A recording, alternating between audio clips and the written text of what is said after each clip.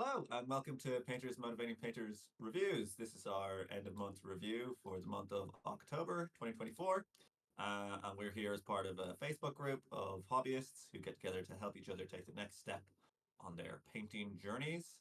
End of month review is for finished works, so that we can kind of tell people what they might progress on in the future. There's a few pieces in here that are not finished quite as much as we might like them.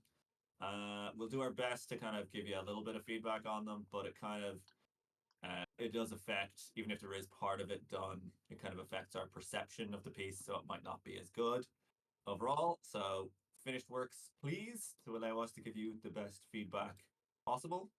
And if you're interested, if you're found this randomly on YouTube, look up Painters Motivating Painters on Facebook and feel free to join the group. All you have to do is apply and answer the questions, and then you can get in on all the fun action. All right, first submission for the month is David Williams, not David Walliams, the comedian. David William. Haven't painted in 4 years and doing some sort of orc, or I think it's a troll from Warcraft bust, is that, I think. Or it might just be an orc. Anyway, focus on the skin tones, or use the airbrush with skin tones, brush with the rest, and wash to bring out depth. Cool. It's a great looking piece. You got a nice, decent amount of smoothness to it overall. Like the skin, we kind of got like good transitions, even though it's got that craggy texture in it. So I like that. The colors are a good choice. I like the way you've got the orangey red hair to complement the green, and you have this fairly kind of bluish tinge to the metal parts and the kind of shoulder pauldron thing, which is just harmonious to the others. And I think it's kind of hard to tell, but I think you did that orc eye thing where the eyes are all like solid red, or they have a black line around them, but they look good. Anyway, the eyes look well, and they definitely kind of sell that inhuman warrior kind of vibe going on. A couple of little things you could try is adding some color to the lips. Like his lips are the same color as his skin. Gums are obviously very prominent in this character because the way his mouth is positioned, but the lips are like the exact same color as the skin tone. So especially the bottom lip, you want to make that kind of like more like the gum color, or in between those two. You can have a little bit of a fade on it. Top lip, you could do, because of the way his mouth's positioned, it's not as important, but like the inside of the mouth and like these side bits, because his mouth's so open wide, it's fairly obvious. On the hair, it's quite glossy in finish, which is, I mean, it could be good if you wanted to have lovely L'Oreal sheen, but it's kind of glossy in the dark areas, which you don't really want, because it means that you've got the actual light in the room is like highlighting them because they're a glossy finish, and then the highlights are more matte, so you end up that kind of like removes a lot of your contrast. But I like the way you've kind of like worked in individual strands of hair being like different colors, as they would often be. Um, you could blend or tidy up a few of those a little bit, and then you could also maybe think about sort of an overall blendy thing where like your hair as it grows out gets like bleached by the sun, so it tends to be like a bit lighter on the outward part and a bit darker on the bottom. Of course, this guy is obviously using an awful lot of products to get it to stand up like that, It's so blood. doesn't necessarily have to look natural. And then the last thing I was going to say was the teeth, because they are so prominent in the piece, he's got very, I think his teeth are in better condition than mine, to be honest with you. So he could do it maybe having some sort of like, a bit of a run of color. So having like some plaque around the bottom. Looks like you have a little bit on the tusks, but just like push that out a little bit more just to make the teeth look a bit more interesting. You could also do them in like a cream color and have like a dab of pure white to show that they're like shiny at the end, or you could actually gloss coat them if that's like how you want to do it, because your teeth are obviously always wet. um and yeah, the metals look pretty good. I like the way there's a little bit of like kind of texture in that big spiky thing coming out of his shoulder, and the chips. You could put like rust into it since it's kind of banged up and stuff. I think it looks good as it is, so that's more of a stylistic choice if you wanted to leave it more like it's been like recently cleaned or whatever. But yeah, I think it's a great step back into the hobby. So wishing you all the best in the future. And hopefully our feedback is of use to you, David. Over to you, Jim. Yeah, solid return. Welcome back, David. I agree with Matt. I think the tones in the skin are really nice, like what you've done with the airbrush and the shading. That's cool, but just to bring those subtle hues into it as well, so you've got like a good contrast from highlight down to shadow. Very good travel, but it just needs more tones in it. So I mean, Matt was mentioning like around the lips, but you could also go up the nose, around the eye sockets, the ears, particularly on goblins, orcs, trolls of a green skin. It just brings it a little more like recognizable life to the model because we're so hardwired as humans to see color in faces. So having those tones in the skin really, really helps to sell it and give it a bit of life. I agree also that the metals look really cool, especially from this angle here. You've got a bitchin highlight down there, and that looks great. But yes, weathering would be really cool, even if it's just very minor, just browns in the pits and crevices. Next thing I thought you could maybe push was the leather a little bit more. So you've done some work in getting some tones in, like around the scratchiness of it. But I think you could take that a little bit further, put a bit more travel in it. So from this angle here, it just kind of looks like you've got the base color, and then you've got one tone to kind of go around the edges. So if you're a little bit more deliberate and thinner with this, then you could sort of build up a little bit of a color transition in the leather as well. I think that would really help. And then the pauldron looks really nice with like the texture. So didn't really have much pushback on that. Just again, maybe some weathering where water would collect. As an outdoor warrior sort, you'd expect a little bit of weathering on that. But other than that, yeah, completely agree as well with the hair. Just mat that baby down. That is really, really shiny. So yeah, but on the whole, really, really nice. Oh, you could probably make a little bit more of this cut on the shoulder as well. You could make that sort of a little bit more bloody. Maybe put a little bit of a trickle of blood coming down his arm or something, just to break up the skin.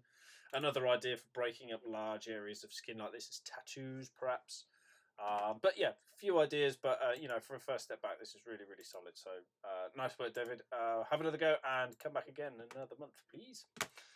Um, Moving up then to Josh, one of the many models in the Skaventide army that is trying to maintain high quality while still working fast, and that is always the ultimate trade-off, isn't it? Quality for speed. And you haven't said how fast you did this, or indeed what sort of quality you're going for. Oh, well, high quality, but is that high tabletop quality, or are we talking, competition quality here? But if this was, I'm assuming because your army painting is for tabletop, I'm just going to assume that, and I think the standard is more than good enough to call this high tabletop. You've got some great tones going in, like on the furry sections. The skin is really nicely highlighted and shaded. You've got some nice tones going on, like with the green, like the warp stones and stuff sticking out of him. Weathering on the metals, you've picked out loads of details. The base is really tidy as well, so good job there. What I did think, if it was going to be one thing to push it further, I reckon it would be separation. So really dark lines that separate like armor panels from skin or fur from the skin, where the fabric touches the fur, things like that. Just really, really deep. So you can either water down some dark contrast paint and use that, or oils even better if you're into oils. They're great, but it will stain the model up quite badly. Like this is a good example here, where this opening is on the fur, and then you've got this like stitching or like scarification that's going on here. So yeah, like a really deep shadow line around that would really, really help to like pop that detail out and differentiate it. The other thing I thought maybe you could change up the color of the claws, the nails. They look very, very similar to the skin, so just separate it, and the teeth as well. Actually, I think the right answer would be to brighten them up, especially the teeth. You could maybe get away with like black talons on the hands and feet, but certainly for the teeth, I think you need to brighten them up. And also, speaking of brightening, the eyes as well. If you were to get a little bit more saturation and brightness in that eye, and then set it out from the skin a little bit more, that would really help it pop. But I think that was pretty much all I had. To be fair, I mean, you did a pretty nice job on the red. You wouldn't expect it to be like really, really shiny, but there was some nice travel in there, so that's cool. Maybe again, just by pushing the separation on it, a little bit more shadow contrast that will help. But yeah, no, I think it's absolutely solid, and I'm sure if you had like a full unit of these, or like a big 1,000 point or 2,000 point army or wherever, they look really, really good. So yeah, well done, Josh. Thank you very much. Over to you, Matt. Yeah, I think Jim's given you a lot of very good pointers on there. So I would just add, if you're trying to paint up an army in a reasonable amount of time and have them looking good, try to think about, where you can have areas of focus on individual figures, like and as well in the army itself. So you can actually have a really good looking army where your rank and file dudes, you spent very little time on them, and then your front row and your heroes have much more detail, because as long as they attract attention, the rest are like extras in a film kind of thing. And then on the individual figures, you can kind of have like, again, if you have, it's all very drab, but they have really shiny workstone or they have really shiny armor or whatever, that'll draw attention and people kind of just look at that and go, oh, that looks really cool. And when they have so many figures to look at, it's not like they're going to be picking them up individually and staring at them, except for the characters. So that'd be my advice, just kind of plan out your kind of your angle of attack, and spend your time in the areas where you think it's going to give you the most value for your work. But yeah, looks great, Josh. Look forward to seeing the rest of the army as it progresses. You have Rob Clark, Brocure Iron Master, some sort of space dwarf dude. Like to tell us, but I'm not sure if they help. Well, for me personally, they don't. They're just like they do match your scheme, so I can see like why you thought of using them, but they're so high saturation that like it doesn't really gel with the figure, and it draws loads of attention down to the it's like they're the star of the show, if that makes sense.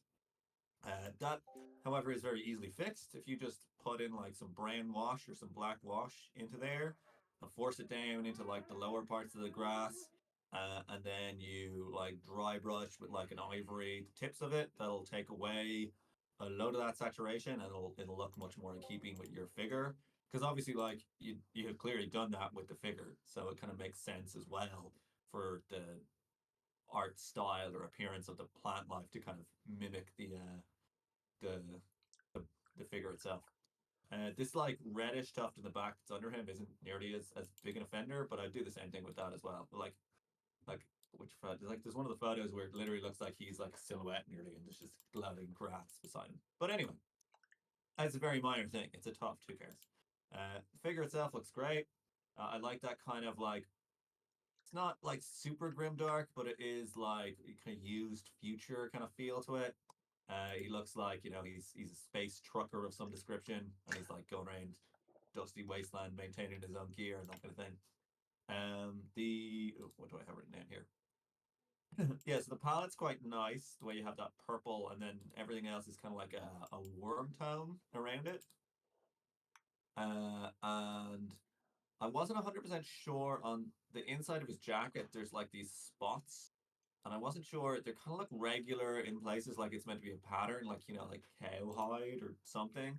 But I wasn't sure whether they were meant to be like stains or what exactly. And then there's other places where the wash is kind of pooled as well. So if it is a pattern, I'd say it's kind of exaggerated a little bit more. And if it's just like some pooling that you didn't necessarily want, you could wipe it off as you go, and just kind of fade it out towards the edges, so you don't have the weathering concentrated in like round kind of regular shapes. If that makes sense to you. Anything else?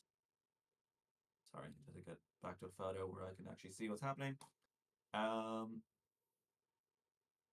So you could be a little bit tidier, I think, on these yellow pipes. It's a bit tricky now because yellow, obviously, you do yellow and then you do a brown wash, and then it kind of like really muddies everything up. But just going back in with like another stripe of yellow down the center of the ribbing, just to tidy that up. And then you could even do more darker like wash to line around the outside of the pipe, just to call that out a little bit.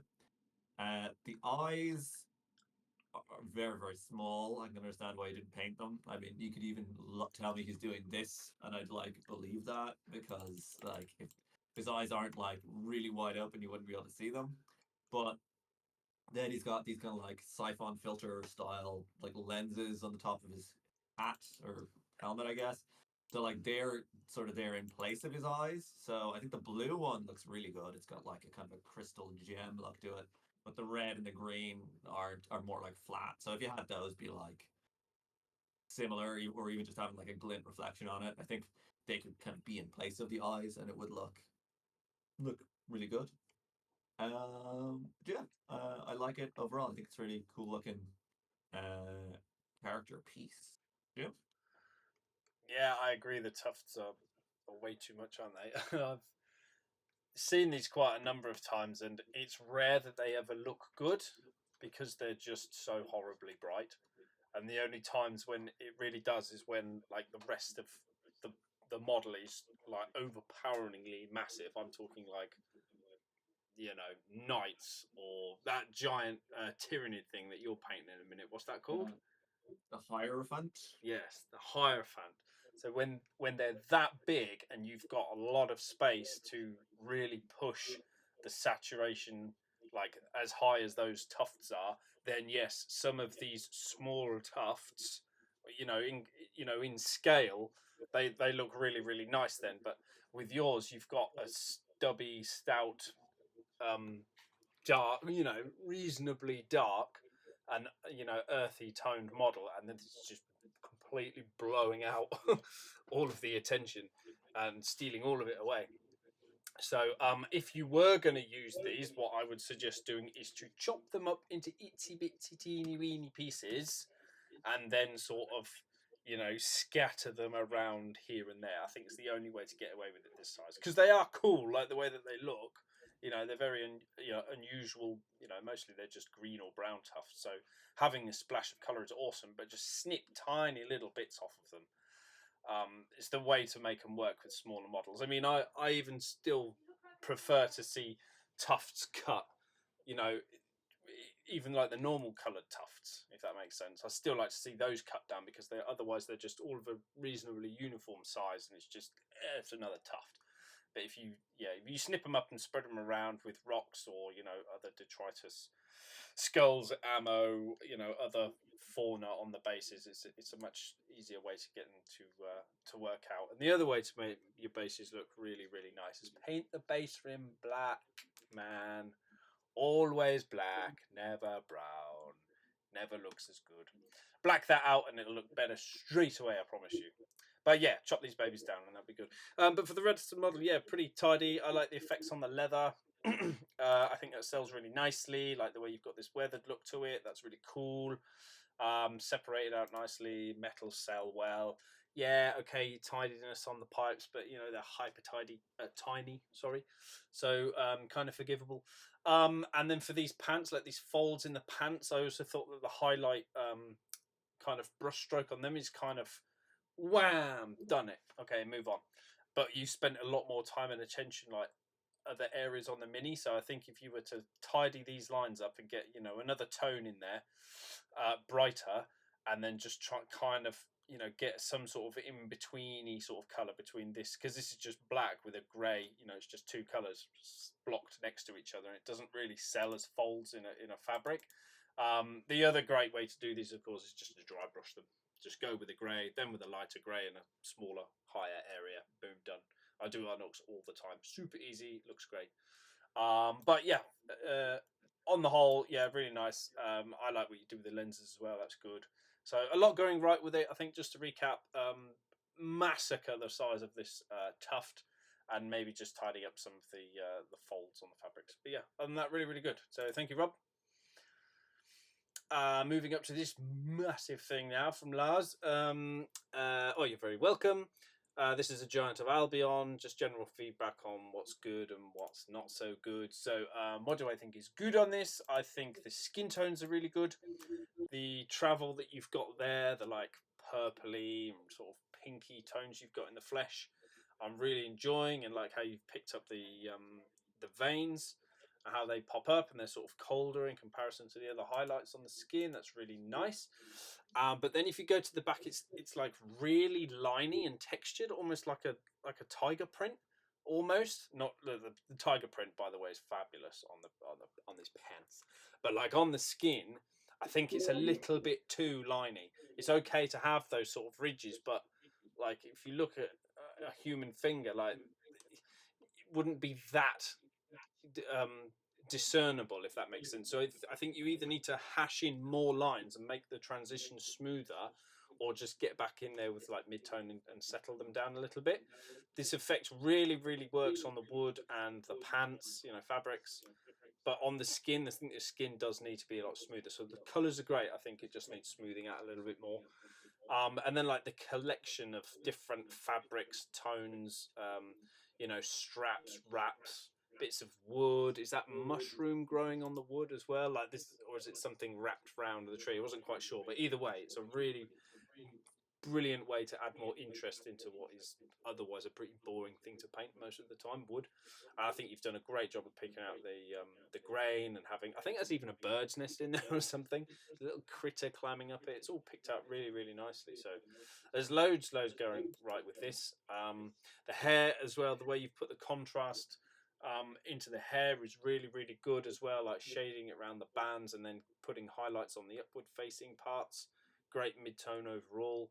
Yeah, really, really, really good. I'm sorry I haven't got like more helpful criticism, but I'm just really enjoying it. I think you did a great job. The base is super boring, but I'm assuming that's a work in progress, or it's going to go on to something else.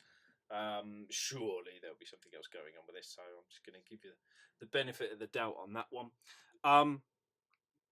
Yeah, I think that really is it for me. Just super, really enjoyed it. So thank you very much, Lars. Matt, hopefully it's more helpful. Yeah. Well, to be fair, I was going to say that I just like everything on it, so sorry. Uh, it's a really nice piece.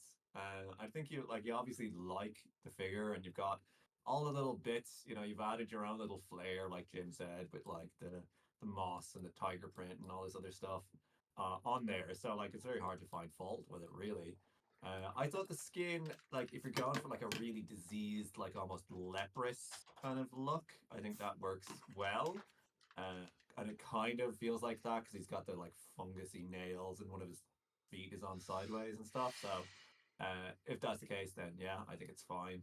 Uh, Most of the stuff I like the way he's got this like wool kind of textured fabric, like his like waistcoat or jerkin or whatever looks like it's made of sheep hide and stuff.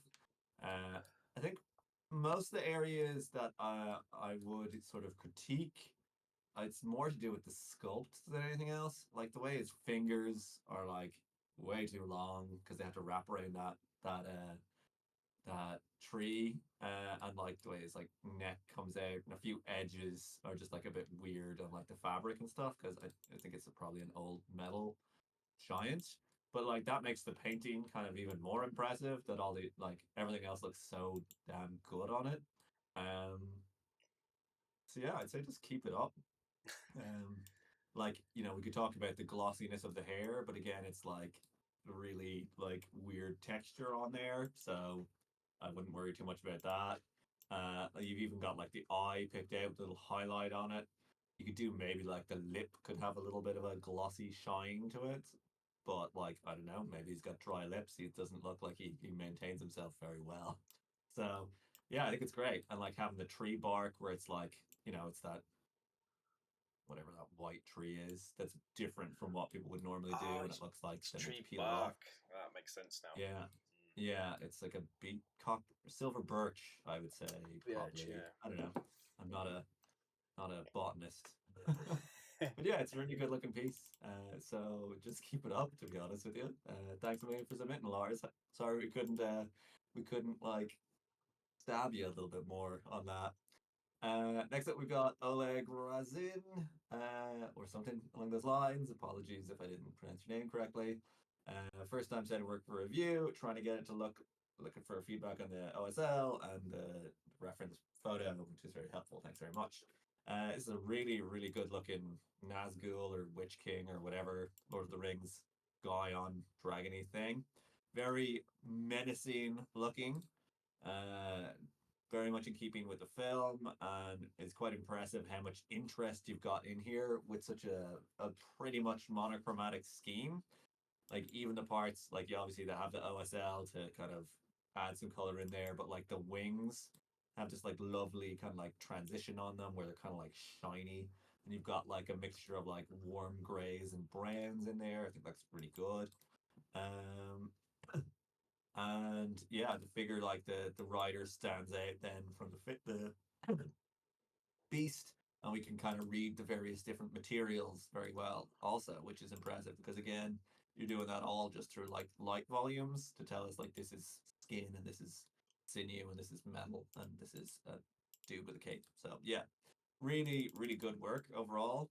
On the OSL, I think it's really good.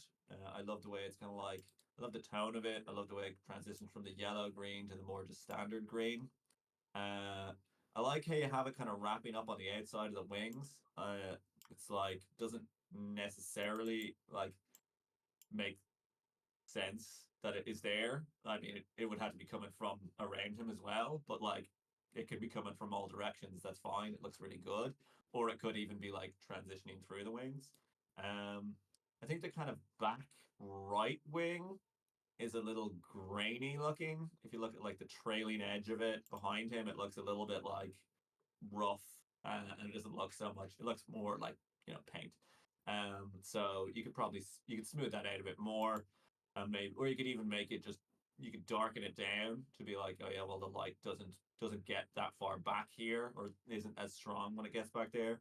And that'd be in keeping with like the stone that's under him as well, where you can see like the back right hand side of the stone is kind of is pretty much black as well. Um, the way the light kind of wraps up on the neck is maybe a little bit too strong, and there's a very distinct line between like the under part of the neck is all green and it's being lit from both sides, and then the armor on top is just silver, and it makes it look a little bit like it's a green dragon. Like if you just had the head and you didn't have all the other OSL things, you'd look at it and be like, it's a green dragon wearing armor. So you could just have that kind of like fade out a little bit before it gets up to the armor, especially like around like the top of the jaw, where like it's going to be casting a shadow up onto like its cheeks and like this, and yeah, it just looks a little bit like compared to the rest of it. Most of the rest is being lit very much from here, whereas the faces are being lit kind of like in a V shape from both sides, if that makes sense. But that's pretty minor, to be honest with you. You could have a little bit more of the light on the rider as well. Um, Not necessarily because mostly like on his weapon and things, because it's reflective steel and it has faces that are pointing down. You could also give him like good green glowing eyes. Like I don't know, he doesn't have them in the film, but like just to kind of like draw a little bit more attention up to him. Um, like I think that would be one way of doing that. Just a few little tiny dots of it, and I'd be in keeping with the piece overall. And then maybe his cloak. His cloak is a little bit just like matte black compared to the rest of the figure. Like you've got a lot of interesting variation in the wings and stuff and the stone, whereas the cape looks a little bit more like it's just kind of a flat black paint. So just a little bit more like tones into there, or like just a few little highlights to show there's like thread work and stuff. Just because like obviously, you know, black isn't ever just like completely black, and especially on a figure, you can't. It's not like in a film where you can have like, oh, it's a black cloak and it like fades into the background. We can see that it's there because it is 3D, and so just to have a little bit more kind of like travel in the black, would just like make the cloak itself look a little bit better. But that is again on the very back of the figure, so it's not as important as the rest. And then the last thing I wanted to say was the base looks really good. I think I just like it's such a small base, but it totally sells this idea. Like I knew he's outside of like out of Mordor and the lights coming up, and he's like on a cliff face. Like it sells it perfectly, and it really helps add to the kind of OSL effect on the figure itself. So good work all around. Over to you, Jim. That's very comprehensive, and there's nothing left for me to say.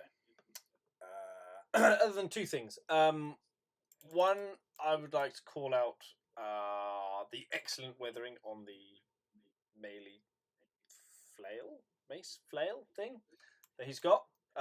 Really enjoyed those tones in there. It's a good way to break it up and differentiate it from the rest of the sort of dark, uninteresting armor that the Nazgul wear. And that's not to, berate anybody for it. It's just, it is what it is. They're dark riders. It's all dark. It is what it is.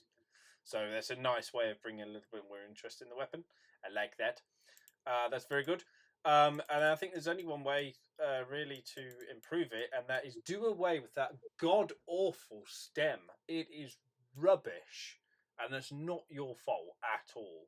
But these things, as you could probably tell, I have a small passion for hating these clear stems. Terrible idea. Bad. And they always have a bubble in them as well, which makes it even more bad. So I think the only thing that would be sensible to do is get some moulding putty or something and try to replicate this rock going up there, and Beastie is grabbing hold of some little ledges or something. I think that would make it look loads better. It's also quite fun practicing sculpting as well. But yeah, other than that, everything that Matt said, I think the OSL sells very, very nicely. Yes, you could just separate it from the neckline. As Matt said, that was a big thing for me as well, just here. But yeah, on the whole, really, really nice. I did one of these myself a little while ago, and I had great fun doing it, so I hope you had the same fun that I did. It was also super, super quick. But so yeah, more please. Very, very cool. Love it. Thank you, Oleg. And now Facebook's going to have a meltdown, and we're going to struggle. Yeah, it has to do it at least once. Yeah, it loves a bit of it, doesn't it? Yeah, I can get there, and then I can't get out. Oh, I love Facebook for this. So good. And I've clicked through the pictures about 98 times as well. So now it's just completely, really, really screwed me over, and I have to completely reboot and go back to the beginning of Facebook. Lovely. Back to the event. Bear with me, please. Scrolly, scrolly, scroll. Scrolly, scrolly, scroll. Now, Alexis, with another superb piece with two mighty knights. And I don't think I wrote much down for this, to be honest, Alexis, because this is completely stunning. So, a little round of applause for me. Wonderful. Love the tones that you've got in the skin and the fur and the leather and the texture and the metals. The blood is like perfectly executed. Not too much, not too little.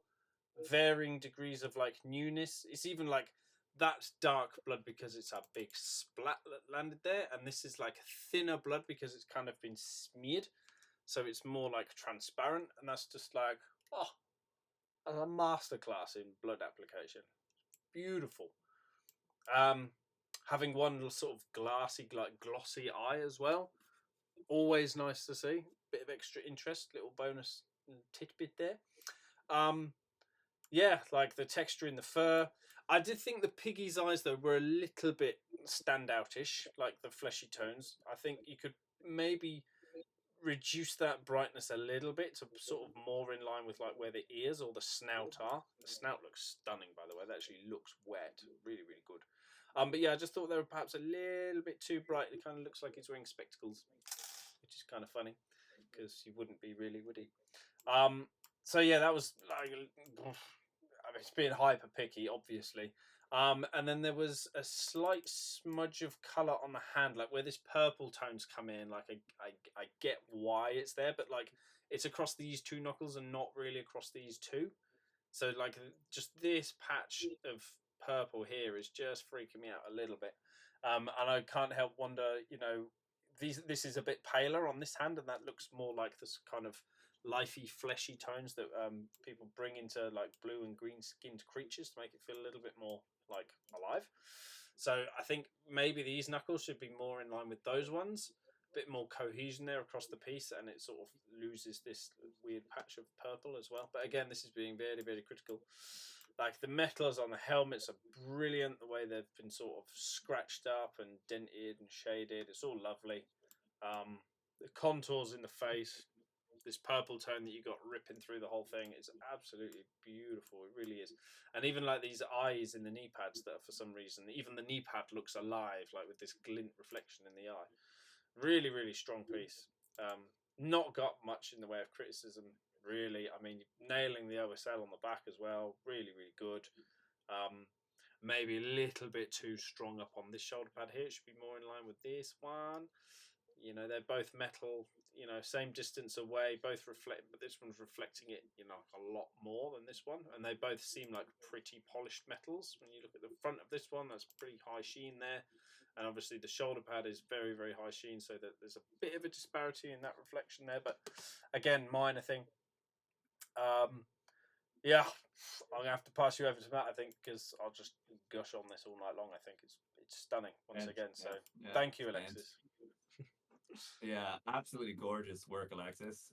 Congratulations. I believe this took like best in show at Absolute or some sort of competition, and completely understand why. It's a stunning piece of work by any measure of that. You can obviously tell you kind of poured your heart and soul into this.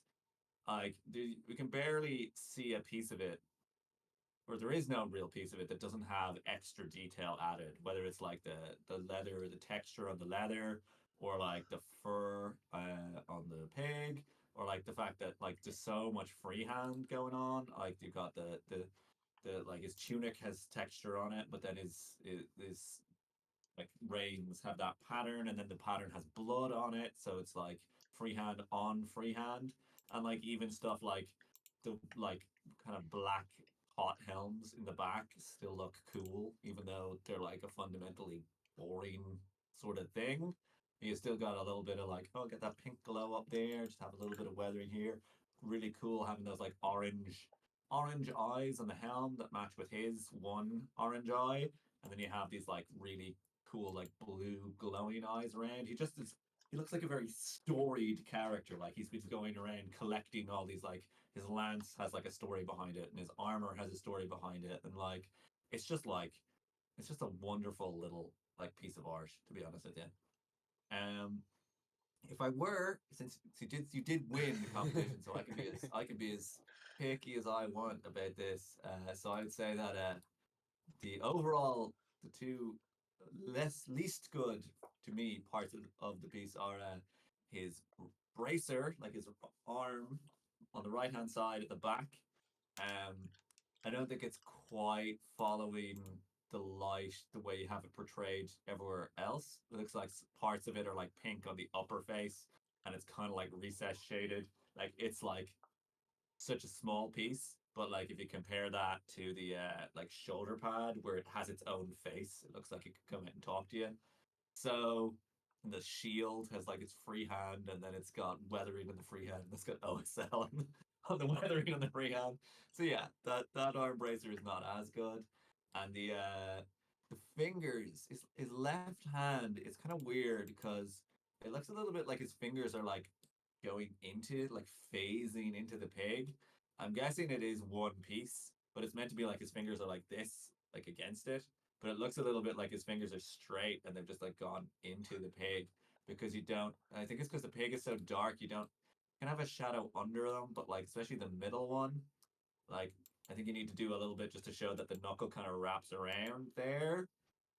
But that's like probably the tiniest detail that we've ever The pickiest thing ever. picked out on the show, and you know that's to do with the sculpt, the fact that you know the his hand is part of the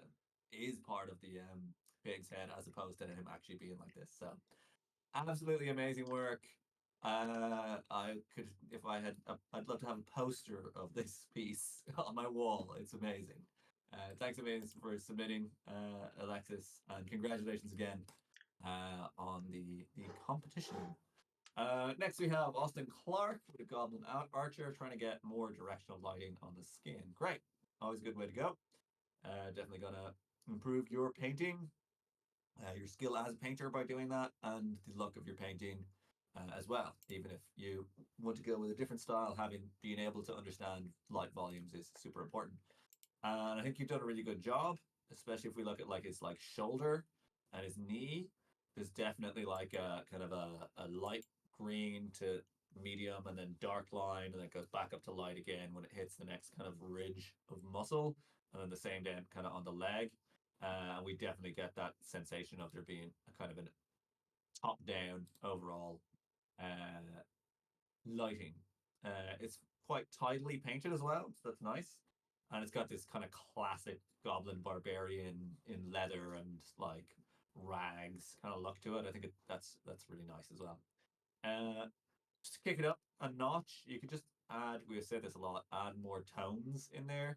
So especially stuff like like his nipple and like around his mouth, where and like in his neck.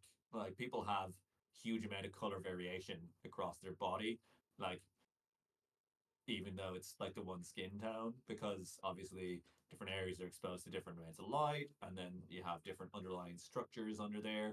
So like giving them some reds, just glazing them in red, purple. You can do like a little bit of yellow over like the highlights.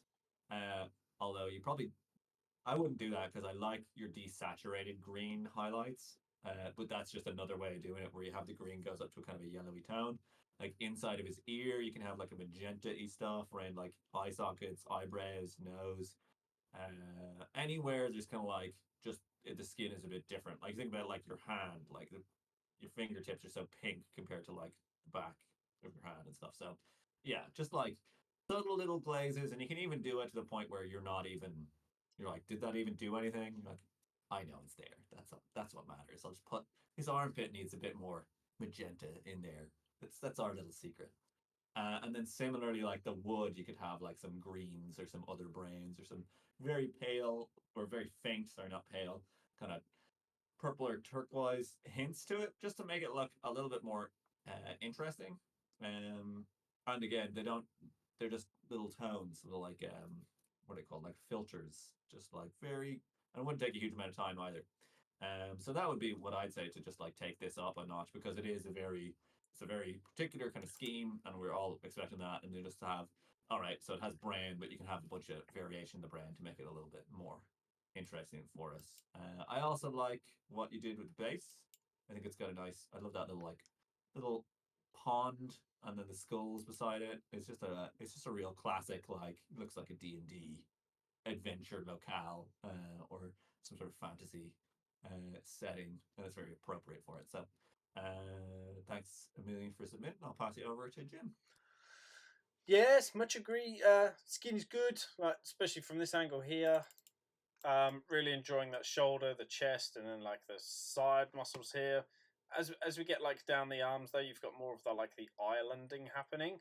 So and like the forearms are generally a pretty tricky area, like to pick out the musculature like this. So try and treat it as like the arm is like a cylinder. So you just have like generally more highlight on the top, and then bring it to shadow underneath, and then try and pick out the very tops of the ridges rather than have this run from like highest highlight to deepest shadow like everywhere.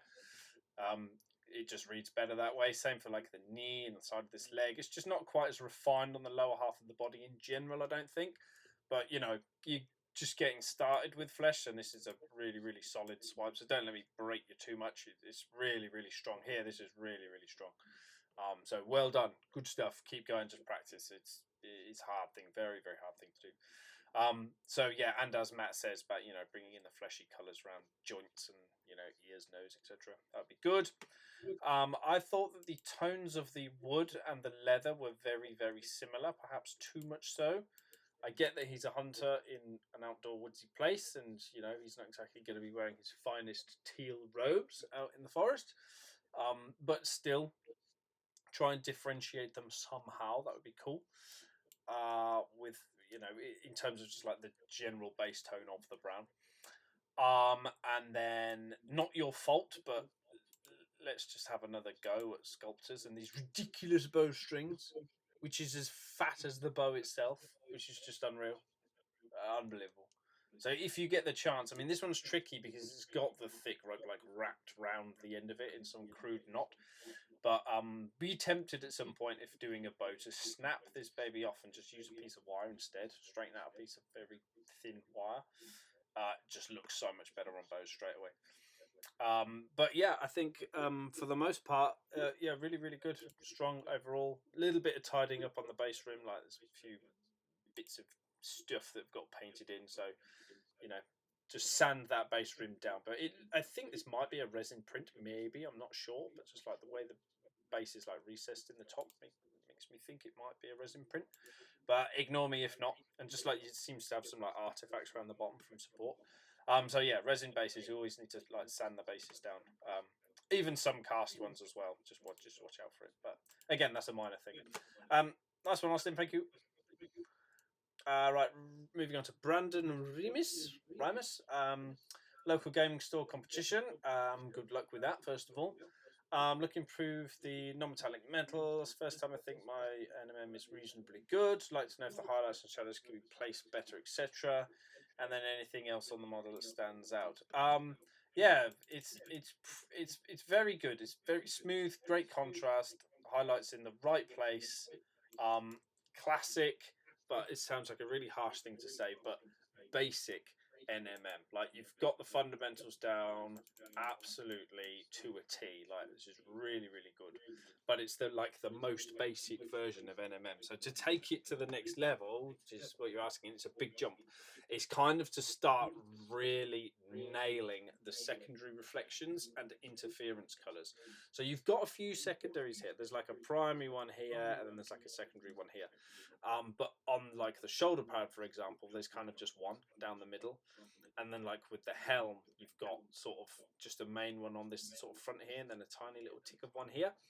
So it's going to be, and this would be a really, really hard model to do it on as well. But it'd be like, so this light is coming down and bouncing off of this, and it's bouncing off here, but then you haven't got much of a reflection here. This is just like a standard, it should be where this light is really bright here. There should be a reflection almost as bright on this piece of metal here, and the same for over here. It would interfere with this, and then where you get like different colors bouncing up onto it, you can get interference colors, like where this little shadow is here, you might have a slight reflection of like the green or some of this tabar that's underneath interfering with that color just in the shadows. So that's the next step for NMM, and it's quite a big jump. And you've obviously spent a long time honing and refining this. It looks a lot smoother in some places than others. Like the leg pad is here; it's a lot more sort of stripy NMM as opposed to this smooth one up on the shoulder pad. So you see what I mean there. You kind of got the steps that you've got through. So a little bit of like glazing and refining would be really cool there. But yeah, that's kind of it for the metals now. It's a big step up now.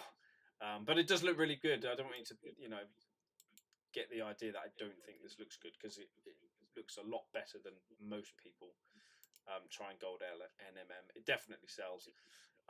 So that's great stuff. Anything else on this model particular? I thought the mouth around Beastie was a little bit flat, like with the pinks. Inside of mouth, tongue, and like around the lips and stuff, and in the jaw membrane or whatever it's called here in the corner of the mouth, it's all kind of the same. So pushing some more tones around in there to differentiate it and darkening the inside of the mouth would be very, very nice, I think. I love what you did with the base. That's very cool, although it's blurry in a lot of the pictures. There we go. That's a nice one. There's a lot of very small, minute detail in there, like getting the greens and the reds and stuff, and browns rocking all over the rocks. That's really good, like that. Generally separated really, really nicely throughout the whole thing, and lovely travel in the blue. So yeah, there's a lot of really good stuff for this. I hope you do well at your competition at your gaming store. Did I have anything else? Oh yeah, the focal point of the piece. So if you go for competition now, it's another thing to think about is sort of from this angle, which is like a really good viewing angle. You see everything. You see Ryder, you see Beastie's mouth, you see the base, the icon at the top. Kind of having a focal point for the viewer to kind of focus their gaze on. So you've got a beautiful sort of palette of colors here, but there's lots of them and they're all very bright and saturated. So the blue is bright and saturated, so is the gold, so is the green. There's not much of it, mind. The orange of the beast, but obviously the main focus wants to be on the rider, and there isn't much sort of lighting wise that sets him apart from the rest of it. You know that the beast is just as bright as the rest of him, basically. Some of the gold is slightly brighter, but it's so few and far between. Like there's nowhere really to settle the gaze. So when you're doing your next competition piece, try and sort of you'll see with like competition winners very often that the rider or like the shoulders and the head of the rider will be noticeably brighter than the rest of it, but everything else still looks perfectly well highlighted. They've just taken it that little bit further on the rider or dimmed everything else down ever so slightly.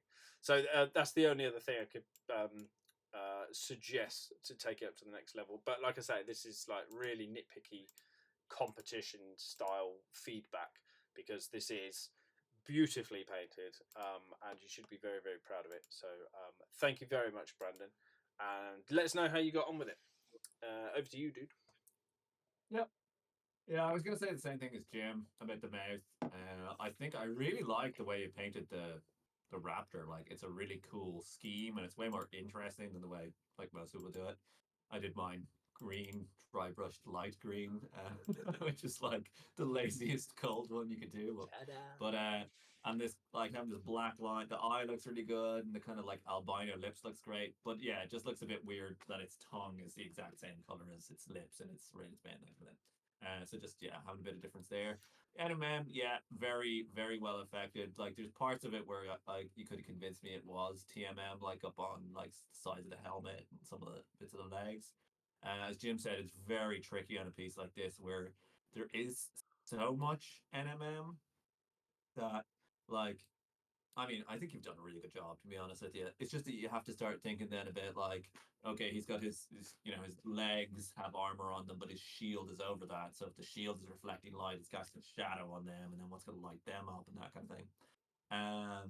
But for this kind of sort of semi-stylized, generic kind of lighting, this is a really good look for it. I'd say you'll do well in the competition. The only thing that stood out to me was on his shield, like the lowest part of it has this highlight that's like completely flat, whereas because the shield's a curved surface, like it would wrap around it a little bit. So that just looks a little bit weird. And then as well, the kind of like smaller shield that's attached to his shield for some reason, this like disc thing, that has a shadow kind of at the bottom, where his shield has a light, which is kind of like, well, why would that be the case? I suppose it goes light, shadow, light. But anyway, yeah, I would just be careful of that.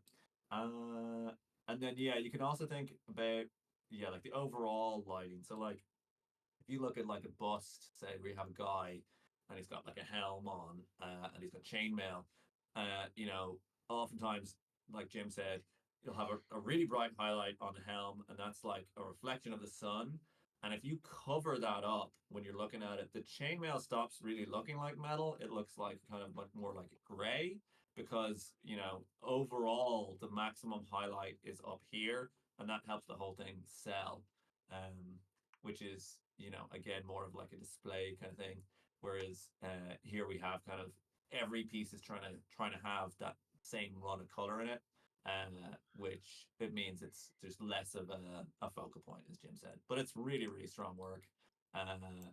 Yeah, I wouldn't be looking to go into that competition against you. So luckily, I'm thousands of miles away, so it's fine. Good luck. We'll see more for you in the future, we hope. Big Mac Worker, happy October. It's got a cyber orc knob. Trying to get opinion on the NMM, the flashy bits, and then yeah, cool. Yeah, this is really nice. Very appropriate for the season that's in it. I did think yeah, so I think the NMM on the arm looks quite good. Like it's very stylized, obviously, which is what you're going for. It's got that kind of grungy, wrecked look. It almost looks a little bit like the highlights are kind of like paint that has then worn off everywhere else. So I think you could have like another just like last line of like hatchy highlights just in within that, just to show that it's reflective as opposed to being like, oh, this thing was like galvanized and then like parts of it have like eroded or whatever. Um, that's in the arm I'm talking about and the weapon. Just particularly on his like kind of on his where his bicep would be. Uh, the face, to be honest with you, the first time I saw it, I thought it was like his skin had been burned away and it was like blackened, like charred bone in there. And then it wasn't until I saw like the glowing eye and I saw realized he was like a cyber orc that he was meant to be. It's like the Terminator face thing from Terminator 2, also Terminator 1, where like he gets half his face cut off. But it's just not shiny enough for me. Like obviously the Terminator is like chrome, so like it is extremely reflective.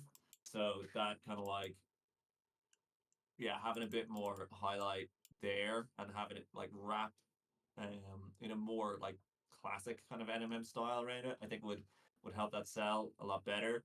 Also, like again for the Terminator, like when he gets his face sliced off, it's like bloody everywhere, and that's like so he has like the red like smeared across it, and then the red glowing eye because it's a skeleton. And here it was just a little bit confusing as well when I looked at it because other parts of him have metal like bolted on over his skin, or I suppose replacing it, but like they're bolted onto him. But then on his face, he has metal under his skin, which is just like kind of weird and confusing. I mean, that's the sculpt, that's not you. And then like his teeth, he has like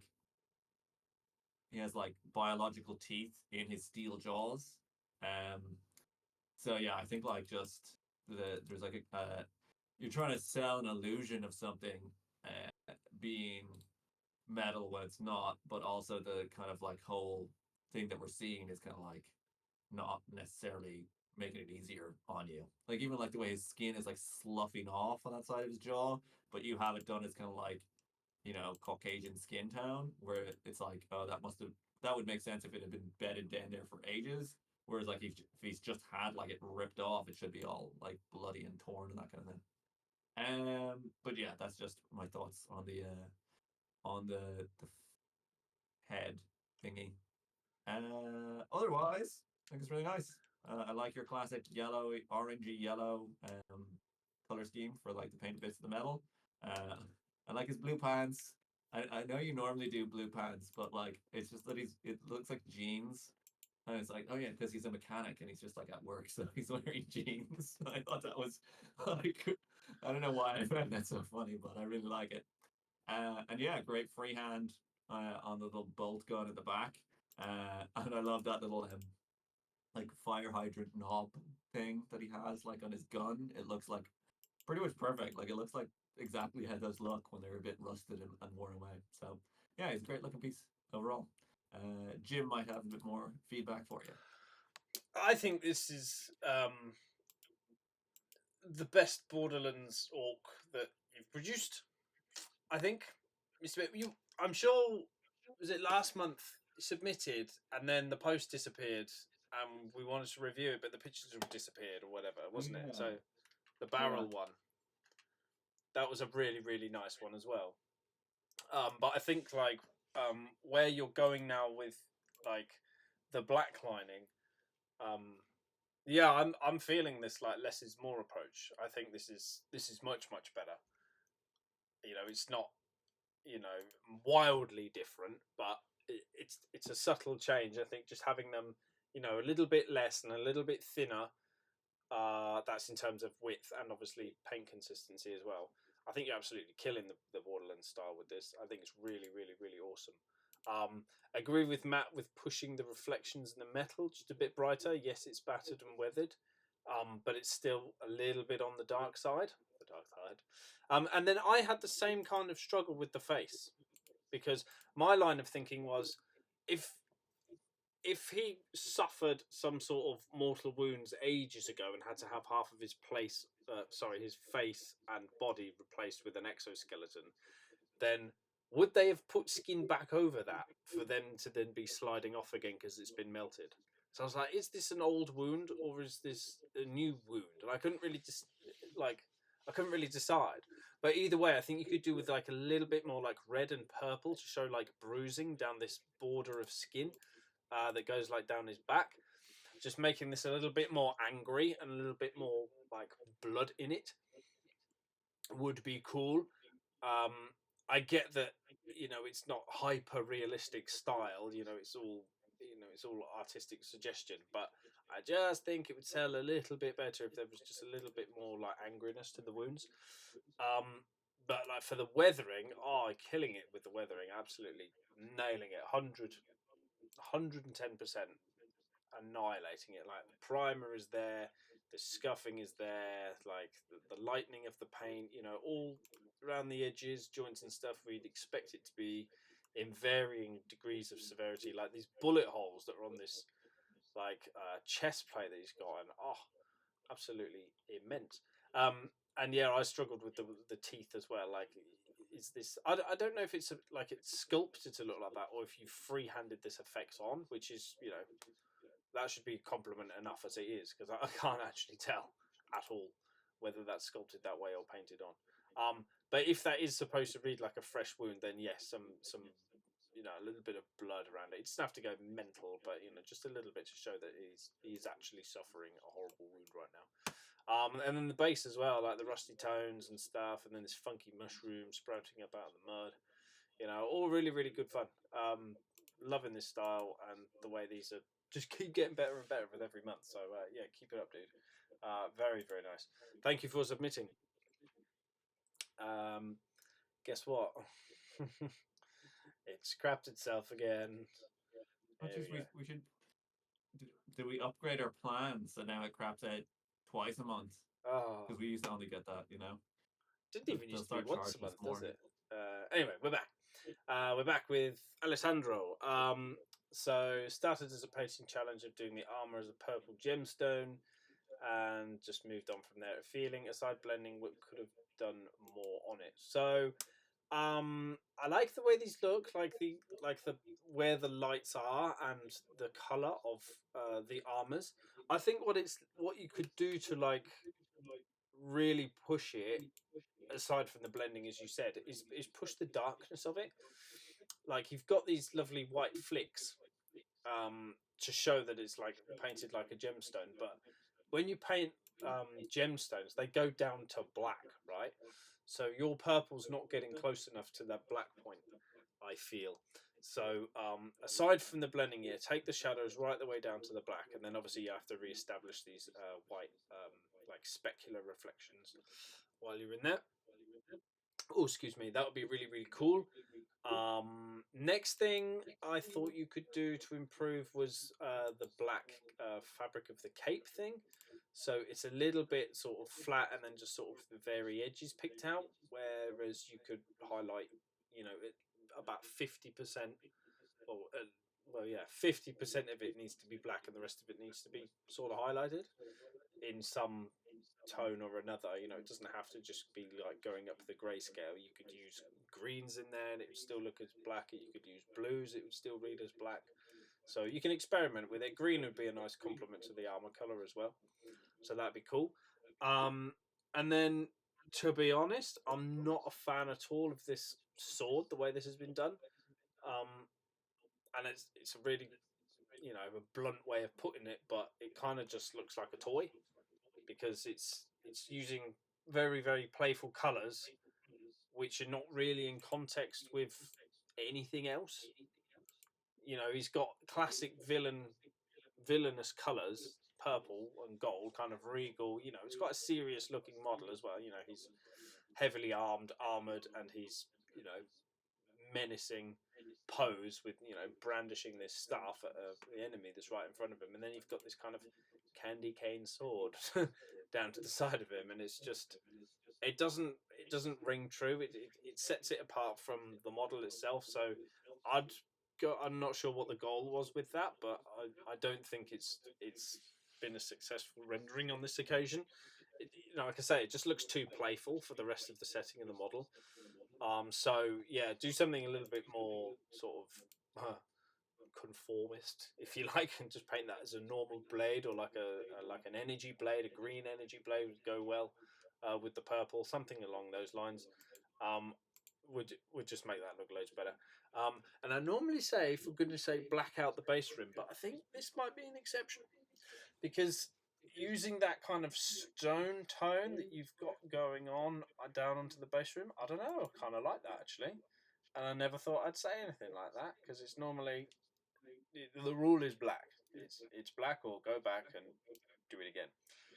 But I actually really like that. I think that's really cool. How you've pulled that off with stippling or sponging or whatever. That looks awesome. I really, really like that. That looks cool. It's a classy kind of take on doing a base and making it kind of fit together. So yeah, really, really love that base. It looks awesome. Yeah, anything else? No, I don't think so. No. Yeah, I hope you find that helpful. Thank you, Alessandro. Matt? There you go. I never thought I'd hear you say it. But yeah, that base rim does look cool because it's like marble finish. It might look better if it was black though. Just saying. Like even though it looks really good, it's just like If not black, then do this. I wouldn't be. Yeah, maybe we're gonna upgrade it so now it's black, marble finished, very dark brown. That's how we rate base rims. But yeah, it's a cool looking piece. I really like the idea you had, like the gemstone armor. I think the skin tone is quite nice as well. And it's yeah, it's just a cool piece overall. With the gemminess, I mean, Jim said more or less everything I could say about it. But I would just think about as well the size of the kind of panels that you're looking at because like it looks for me it looks the best kind of like down on the leg here. But if you look at like the chest piece, it's you've used the exact same colors and in kind of the same proportions. But you know, if you had a gemstone that's like 20 times bigger than another gemstone, you're probably going to see more gradations of color in that one. Yeah, it just kind of makes sense. So like I think you could have more gradations in the larger parts of it. And yeah, the rainbow sword again. If it was just blended more as well, that would look way cooler. But I really like what Jim said about if it was like a crystal sword as well, and you could like really push because it's one big element, and you could really push that and have it be like in a contrasting color like green. I think that'd be pretty badass, or blue to match the eyes. But it's quite a good piece in general. Fill the gap in the skirt. This is I saw someone else had the exact same thing. I think this figure just has a giant gap in its skirt for some reason on the side. So look out for that in future. It almost looks like it's meant to be there, like it's like a two-part skirt. Maybe it is meant to be there, but I don't know. It looks kind of like it's just a gap as well. So you'd know better because you had the figure in your hand. So hopefully that was helpful, Alessandro. Thanks for submitting. And we'll move up to Adrian Bardzik. Second bust, it's for October as well. Great, that was really good. Busts are obviously a big step up in terms of detail because you've gone from you can no longer use the excuse that it's so small you can't paint details on it because it's like now it's actually big. So yeah, I quite like where am I? Yeah, I like the color choices. I love the fact that you went like I'm gonna do the exact opposite, like invert the colors for an orc. So he's like purple and orange, well, orange and red. It's supposed to be in green. I think are there orcs in like Warcraft that are like this color? Maybe like you get red orcs. yeah, like red orcs. But yeah, it looks cool. And then having the like kind of teal bandana to be complementary to that, like very strong color scheme. I think the skin has a really nice kind of richness to it. Um, it's like almost like the muscles are like almost too exaggerated, but like it's his physique is so exaggerated with like his delts and like all those like you can see the different like fibers of the muscles in his chest and stuff. And I like how you've kind of like done line work that follows along with the muscles to like really draw that out and like emphasize it. And I like the way you've got that kind of tonal shift from like a yellow to an orange to like a red to a kind of a purpley black in the deepest shadows. I think that's really good. Over on his left shoulder, he's got like a few like dimples or something, but they look. I don't know if they're meant to be the holes where he got like his injections when he was a baby. Probably orcs don't do that, but it just looks a little bit deep. Like it looks like he has holes in his arm. So I'd probably pull that back to like a mid tone a little bit more. Um, what else? Yeah, on the face, I think the So the muscles, I think you get away with how deep the separations are everywhere, but in the face, you kind of it looks like you've fallen a little bit more into that kind of like outside, inside to outside, where like his recessed areas are all dark, and then raised areas are all bright. But like he's got this section like right under his nose where there's like a highlight on either side of it, and it goes to shadow, but it just stays in shadow, and you're like, that's like just no reason for the shadow to be there, basically. Like it's filtrum or whatever you call it. And then similarly, like, under his cheekbones, you get a shadow, but then it should come back up. Like on one side of his face, it does come back up. But I just think that probably the face could have more highlight overall, just to bring it like the highest highlights could be higher. And then the shadows could be a bit smaller in a lot of places, just like because like his forehead, like there's such big areas of shadow, and you have shadows. Oh yeah, so you have shadows that are like running vertically, yeah, or close to vertically. But if the light is coming down this way, you don't get shadows like that because whatever is casting that, like it doesn't work because the light would just go into that gap. If that makes sense, unless it's like a cast shadow from his nose, but you're not doing like cast shadows. And then on his forehead again, you can't really have shadows that are running like this because that suggests the light is coming both top down and from the side. But if it's doing that, you don't get any shadows. So yeah, sorry, that was me. I probably got a bit heated sounding there. That was me ranting at myself for not being able to explain this very well. But yeah, it looks good. But I just toned down a little bit. And then what else was I gonna say? Oh yeah, so the tongue and the like gums are all very similar looking. And he's a little bit like that troll from earlier where his lips are just skin color and then his gums are very bright and then his tongue is the same color. So I do something to differentiate those a little bit. And then yeah, there's not much else to say because like it's a very simple kind of piece, and I think basically everything on it is executed to a very high standard. Uh, and it's also just cool to see a different take on it, and it's a unique and unusual figure as well. So hopefully that was of help to you, and if not, I'm sure Jim will have more. Little bit, yes. So skin looks great. I agree with what Matt said about the face, though. Bit too much shadow going on there. Hair for me was the big thing that stood out. Like it sells as black hair, but like it's highlighted very uniformly across the whole thing.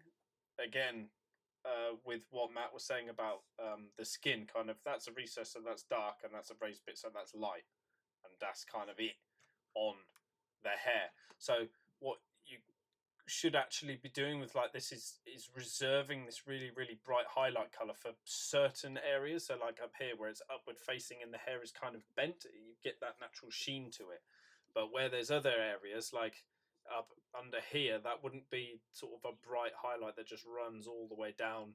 It would be reserved for where the hair sort of turns and flicks, where it sort of curves in some way. That's where you should be reserving those maximum highlights for, and then finding bands. So there'd be a band going across the beard like this that would all be super bright, getting that structure of the hair sort of framed using the highlights, if that makes sense, rather than just going wham. It's a highlight from end to end, and the same thing goes for the eyebrows. And it's a really tricky thing. If you look at, I mean, I've got pretty dark hair, but there is no highlight really on eyebrows. There's just not enough to do it. So don't be going. You can obviously put some detail in there, but this highlight is like it's almost as bright as the eyeball and the teeth, the tusks, and it doesn't need to be. It really doesn't need to be. So I tone back that highlight quite severely, to be honest. Next thing, I like what you did with the leather, but you could just go a little bit further with tones. Just again, where it's sort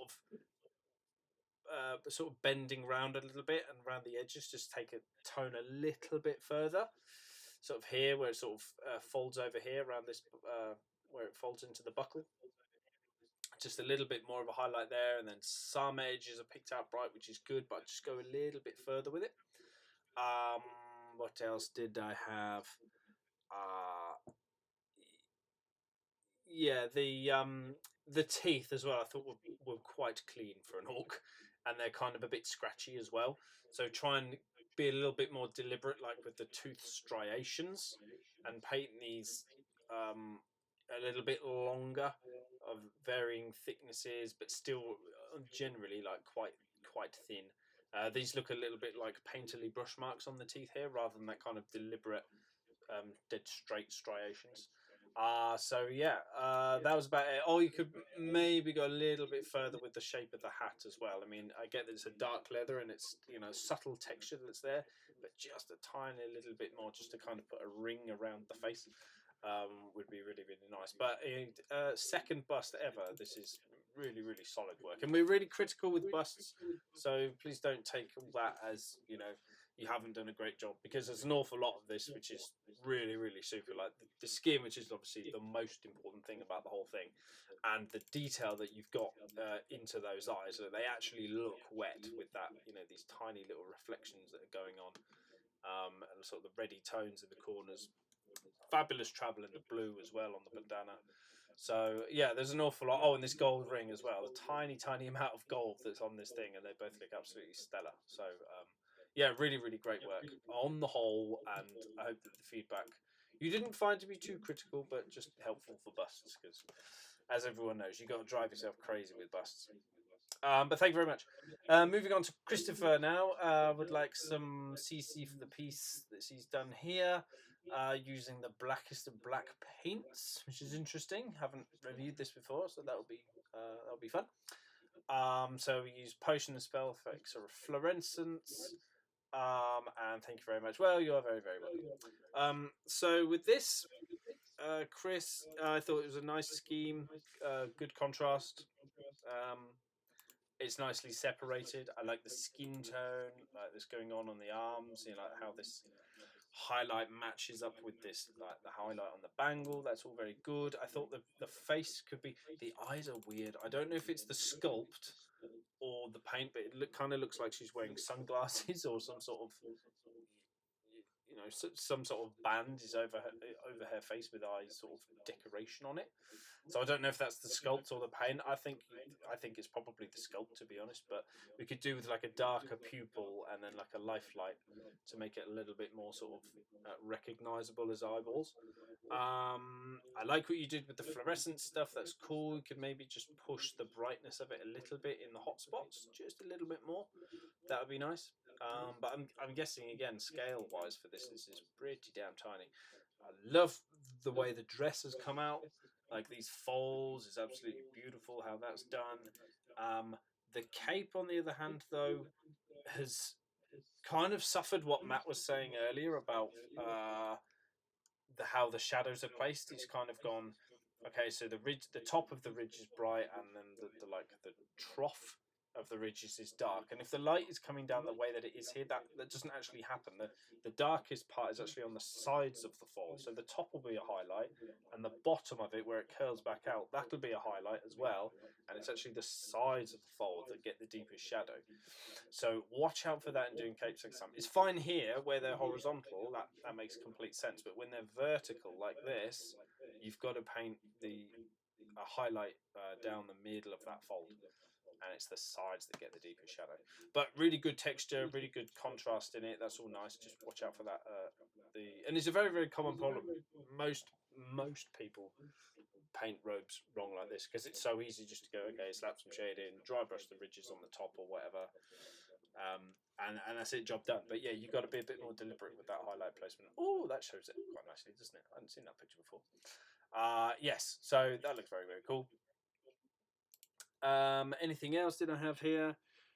Yes, the highlighting of the hair. So same as I saw on the said on the last one, it's kind of a base tone, and then the tops of the hair are sort of done white or blue. The blue I think is better because it's got more travel in it, and you haven't got the highlight running everywhere.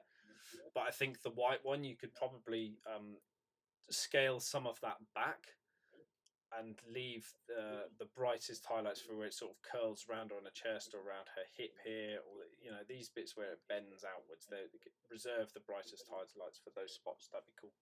But other than that, yeah, no, it's a really nice, really nice piece, especially again considering the size of it. So look at that, it's 20 mil across. So stunning work on that scale. Really amazing. So good job, Christopher. Over to you, dude. Yeah, she's a pretty wizard witch lady. Very nice. I really enjoy the skin tones you've used on the face and the hands. Uh, and I think yeah, the hair. I really like the way you have like the hair highlighted up near her like top of her head. It does get a bit tricky because like people don't actually have hair that's like that thick and that long. So you know, it just gets a bit hard to as it gets like flowing away then like past her knee and stuff. But I think around her face it looks really really good. And yeah, when you're using your like ultra black paint, just try to reserve that for your deepest shadows. Obviously, and like it's a nice, I suppose, tool to have that you can go blacker than black. But like Jim was saying with the you know, the rubs in the back, like some of those folds could be like slightly darker green rather than just being straight to black. And yeah, and look out for the vertical versus horizontal thing. We're kind of used to seeing like thinking like, oh, that's going to be in shadow because it's recessed. Because when you look at curtains, that happens. But like curtains, like the folds are like so deep, you get like light can't get in there. Whereas like no one's clothes are like literally like folding like the whole way like this in front of them repeatedly. It's going to be a much shallower fold, so you'll get shadow in on the sides, as Jim said. But yeah, it's a cool looking piece, and I love the little spell effects you got in there as well. Um, Next up, we got Adam Talbot doing a kind of a jewel. Um, which I like. I think it's a cool like idea for a jewel, and it looks well. You've done a pretty good job of trying to. I'm guessing you're using both, like the figures have like kind of pluggy in bases onto this, so you can use them individually and for the jewel. And you've done a pretty good job of hiding that for like the loyalist guy at least, because the tuft's gonna cover it. I think for is it Abaddon? I wouldn't just say. It's gonna say Angradon, and I'm like, that's not Jesus, anybody. sounds intense. Yeah, Angradon sounds like a weird dinosaur, but anyway. Yeah, Abaddon, like his base is kind of lifting up a little bit. So I don't know if that's just like how you put him down today, or if that's because you know something else. But having him socket in a little bit better would help. And then I like the fact that the scheme you've done on them. I don't know about these guys, what they're meant to be or whatever, but I like that they have very similar actual palettes, but they are not the exact same. So it like ties that idea of like, well, it's like a civil war. They're fighting against each other, even though they should be like on the same or were on the same side originally or whatever. So I do like that the way you've kind of got like the different, you know, they're they're distinct from each other, but they're obviously kind of cut from the same kind of cloth. So it's really nice. Um, the NMM on Abaddon's sword, uh, kind of like it in that it looks like made me think of like that. Was it like an Anathane swords are made of like it's like flint or something. It doesn't so much look like metal because you've got this thing where there's no one highlight brighter than any of the other ones. Because what would normally happen with like metal would be that one of the highlights is a reflection of the sun, so that has to be brighter than everything else, and the others are kind of like light that's bounced up somewhere. Where you've got kind of like three bands of light, which is like a traditional way of doing kind of NMM or power swords or whatever. But I think it looks pretty cool to be honest with you. Um, the gold on the other guy, Loken or whatever his name is, I think in some places it looks really good, but in other places it's a little bit like monotone. So like say on his like little jetpacky thingy, you could have more like put in a brown wash on the underneath that. It does have a little bit of shadow there, but you could up that some more. And then like again on like the guard of his sword, you know, there's parts of that that face straight down, so they should be much darker. And then you could do like a little tiny stripe of silver on the upper one to show that that's like reflecting at us. That's on the TMM. And you can totally do TMM and NMM together. Like there's no, as long as you shade the TMM similar like as well, then you should be doing that anyway. Um, and then I don't think the little like nodule, the little Dalek like spheres on Abaddon, they don't look quite like they could again just have a wash and a little tiny dot highlight to just make them look a little bit more like they're reflecting that volume. Because obviously like they should be like this big, so they're like reflecting quite a bit differently than the top and the bottom. Um and then yeah, I like what you've done with the armor. The way you've got like this kind of like it's overall dark. It's kind of like this marine blue, and you've got like some scritching and scratching in sort of places to make it look a little bit torn up. and a bit more interesting than like it could be. And I like the way you got like the red plates in there as well. Um, and yeah, and I thought it was kind of cool that you have like it's a duel, but you can also just take them both off and then use them if you wanted to play them on the tabletop. So good work overall. Thanks for submitting. Hopefully that was a helpful feedback for you. And then I'll pass you over to my good friend Jim. Thank you, man. Thank you. Yeah, I really like this. Great idea to have them detachable. That's super cool, man. Super cool. And great poses as well. They really fit well. I think the lighting on the armor, where you've put the lighting, is really good on both of them. I think if you just wanted to push it a little bit further, you could smooth them out and push the highlights a little bit more as well. Like it shows up there on this arm, like on the bracer part here, it could be a little bit brighter highlight running at the middle. I think Abaddon's armor is better, but still suffers the same in some places. It could just go a little bit higher to give it that really shiny, what's it called, ceramite or whatever the armor's made of. But yeah, the way it's rendered, separated, weathered, all really nice. I quite enjoyed the sword, although the sword is horribly bent, which is weird. Don't normally see that with GW stuff, but meow, it's banana armor. So heating that bad boy up and reshaping it and then cooling it down very quickly afterwards might help. Very carefully. Disclaimer, because you don't want to snap that baby. I like what you did with the faces as well. They're very small faces, and somehow by some wizardry you've managed to separate the teeth, which is just unreal level of detail. Amazing. So well done with that. The gold on Abaddon looks outstanding as well, especially like this headpiece and like this bit that's holding the rebreather on his chest or whatever. Very cool stuff. Really enjoying it, and the way you've done the basing as well, just like the rocks, and the detritus and the skulls and stuff that's in there. There's a lot of effort that's gone into there, and it shows. And that's also quite a lot of tufts you've put down too. And I think that's the one thing could probably have a little bit more attention next time. Is actually, I'm not sure if you've dry brushed like the red onto them to look like blood or dust or something, but in some places it looks a bit, it looks like you've done it, if that makes sense. We're very aware that that's sort of what's happened, or they're supposed to be look like they're flowering a little bit or something. But I just think it's a bit of a jump between green and red in some places. So maybe just getting like an intermediate color, or just softening it down somehow. Like how it's gone to this like sandy color in some places is nice. Maybe could do that in between the two. It just kind of stood out a little bit that they've been dry brushed, or they look like it anyway. But yeah, it just looks in some places a little bit rougher than others.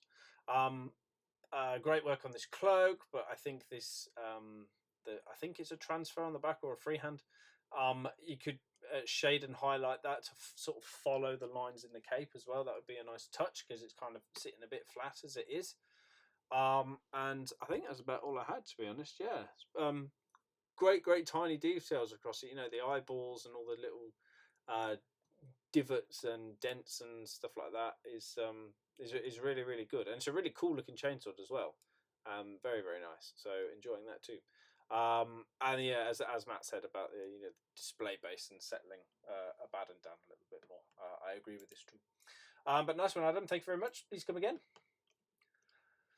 Okay, moving up to Tamino, asking for feedback with color choice and general look of skin, hair, and the cloak. So I love the shadow tones that you've used for the hair on this.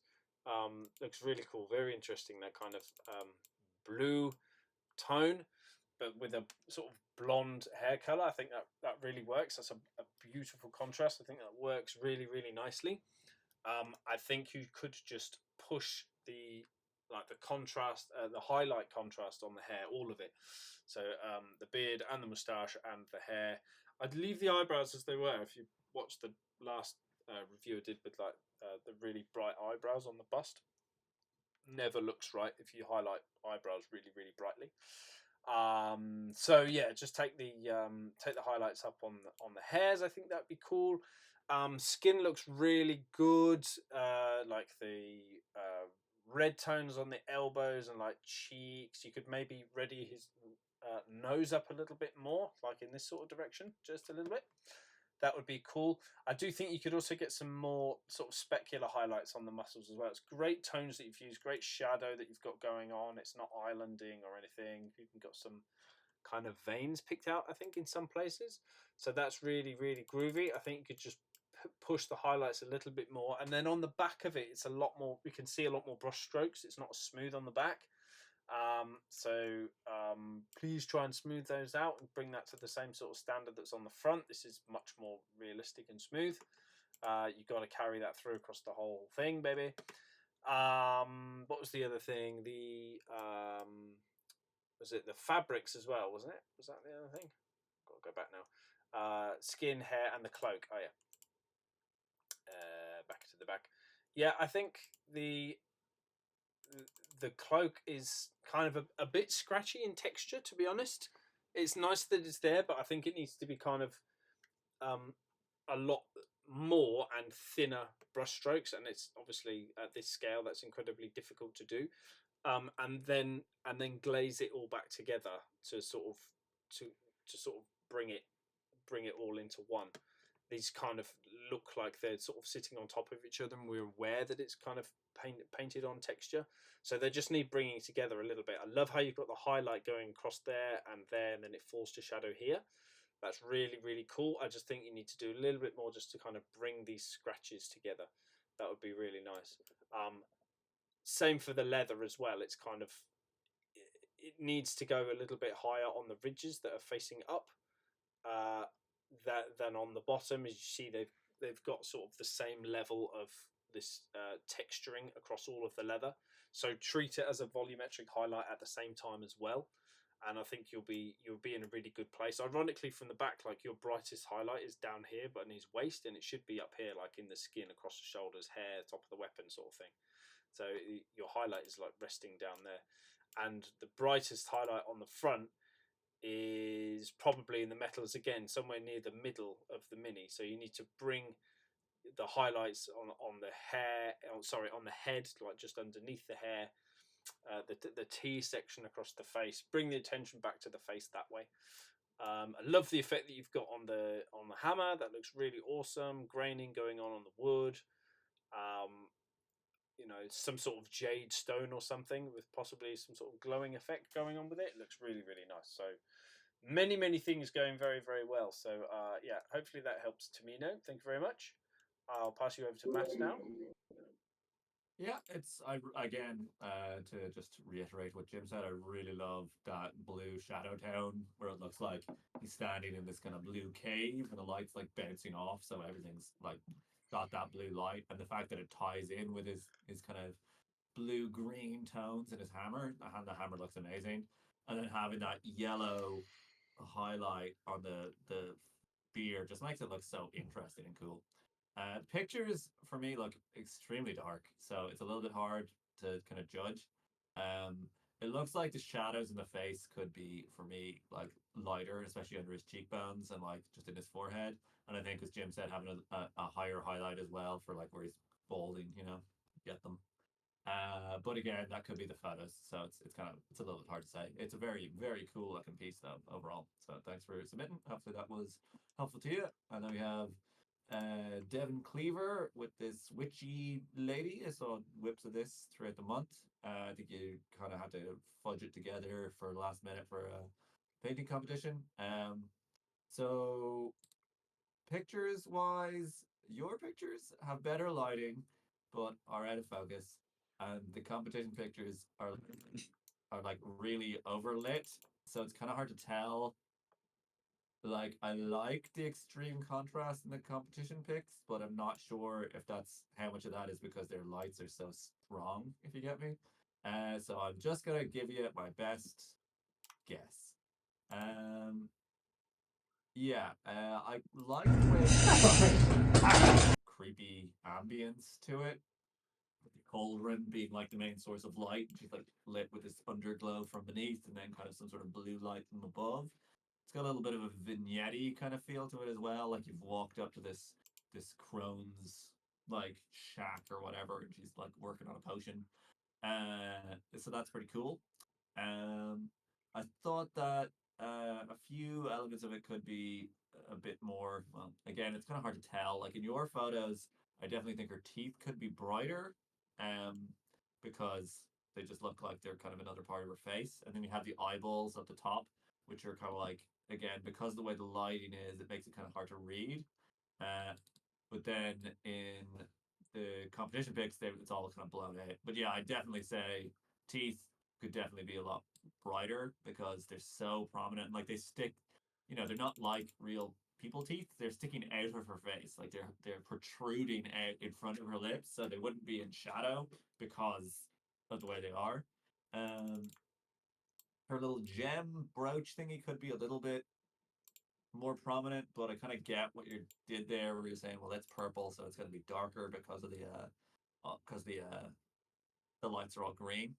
Um, so that's kind of like a maybe kind of thing. And then just in terms of like, if I was obviously submitting this to a competition at the last minute, I would have just chopped the brass rod off and like submitted the figure without the cauldron on the bottom, because like having any parts of it like unpainted, like I'd even consider chopping off the like ends of her buckety thing, if you're not happy with how they're painted, because having any bits of it, if you're entering a competition, you have any bits of your model unpainted, it's just gonna take you down. Like it's gonna like that's how it is. It'd just look better if they weren't there for judging purposes.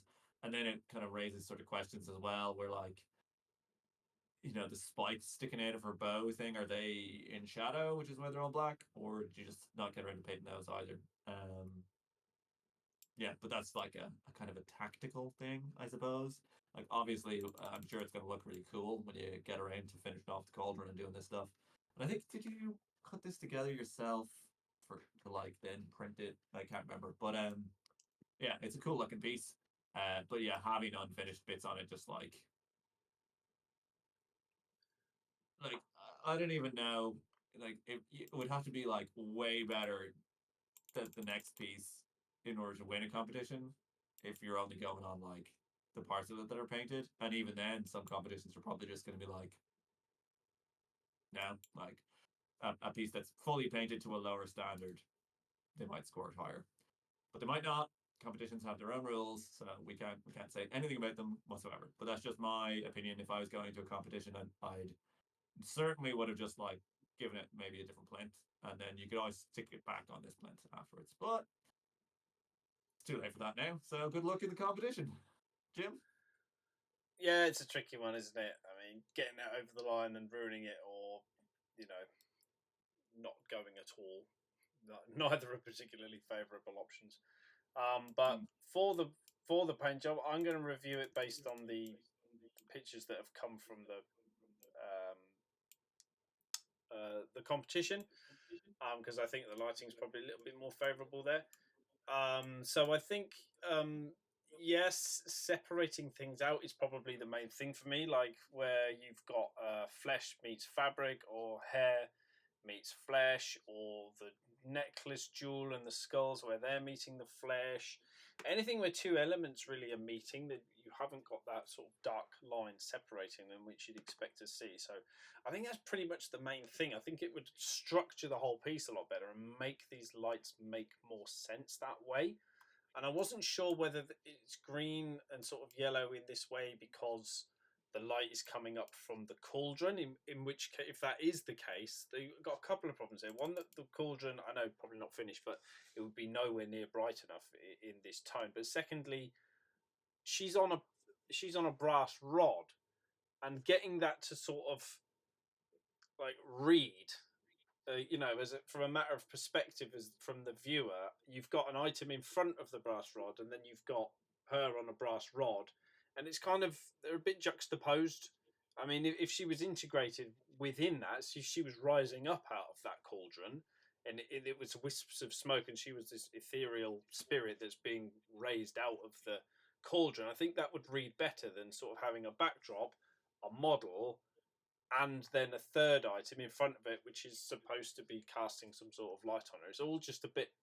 It's a bit difficult to kind of process all of that and render it through paint as well. It's incredibly difficult. So You got a couple of choices really. What one would be to just do away with the cauldron completely and just leave her as a beautifully painted, scary green witch thing that's being lit from something underneath. Use your imagination. Like for the viewer, they can imagine for some reason she's being lit by green. Um, or try, like I say, and try and integrate her above that. But I wouldn't have the cauldron in front of the rod and then her in front of the backdrop as well. It's just, I think it's a little bit too much. So you could try and get some smoke or something 3D printed and try and get her integrated in that way, like rising up out of it. Just ideas, but the colors that you've got in there, the idea itself, the execution, smoothness of it is all really really good. So just separating it and then getting these three elements to really align with each other, like in the presentation method, would be really cool as well. So I hope you find that helpful, and I hope the competition went well anyway, Devon. So yes, thank you very much. Over to Rob now with, guess what, more dwarves, and that's fine because we love your dwarves, they're fabulous. As an army painter, really happy with high-end table quality. So how do you take this on and challenge for local competitions? Don't beat yourself down about the whole eyes thing. You never know. You never know. Shoot for the moon. If you miss, you'll end up in the stars, right? Or something like that. These are really good.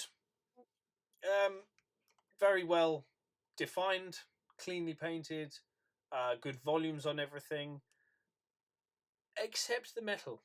I think the metals, although they're clean, they're very sort of base, wash, highlight again. And for to take it up for competitions, that's what needs to change. You need to be a lot more aggressive with your shadow placement. Really take control of it, and then give sort of a directionality to the light rather than just having sort of a general, lit from all different sides at the same intensity, which is sort of how these are painted. That's what really sets competition pieces apart. There'll be a direction of light, and then you start getting into the realms of using OSL or two different light sources, a hot one from above and a cold one from below, or vice versa, whatever, and then using the metals to tell that story of where that light's coming from and how that light then interacts with the different materials. And obviously metal is a very very different material to, say, leather or skin or fabrics or stone or whatever. So it's a really great opportunity to showcase your skills, and that's where you really need to go for competitions, I think.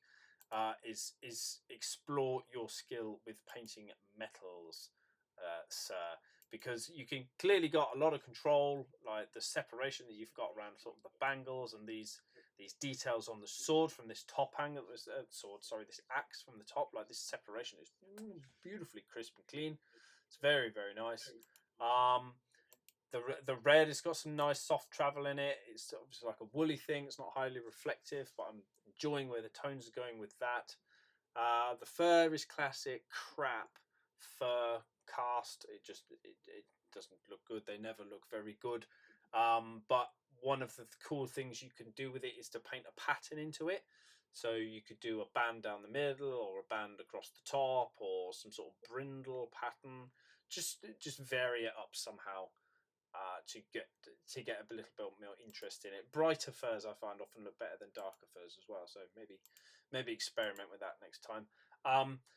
But yeah, great skill at this level. Or you could dry brush your tufts, give them a little bit of colour, mat them down, because they're straight out the packet, straight on the base. We know. So changing them up, varying them in some way. Size as well. They all look rather big. Try cutting them down next time. Always works well. But yeah, other than that, very very crisp and clean, and skillfully painted. So yeah, experiment with taking the metals further. I think would be your next step. What do you think? Yeah, that's well. Given that there's so much metal on them, yeah, that would be for this particular piece. That would definitely be a good angle to take it. And for more kind of just general thinking about competitions, whether they be at whatever standard, I'd recommend trying to put your own unique stamp on whatever the piece is. Whether that's through like converting the models, or doing like a non-standard kind of paint scheme, or like doing a cool display base. just something to make it look like, this isn't just, and for yourself as well, to be treated like it's not just a figure that I painted a bit better for my army. Yeah, it's like the purpose of a competition piece or a display piece is that it's like this thing on its own is just meant to look cool.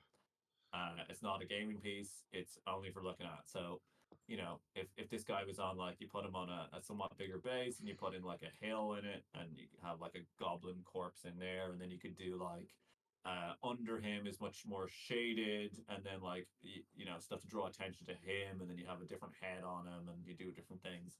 It just makes your figure stand out from all the other ones. And it's much more satisfying, I think, for you to be like, this is I'm trying to make this. I'm trying to use someone else's sculpture to make my own piece of art, if that makes sense.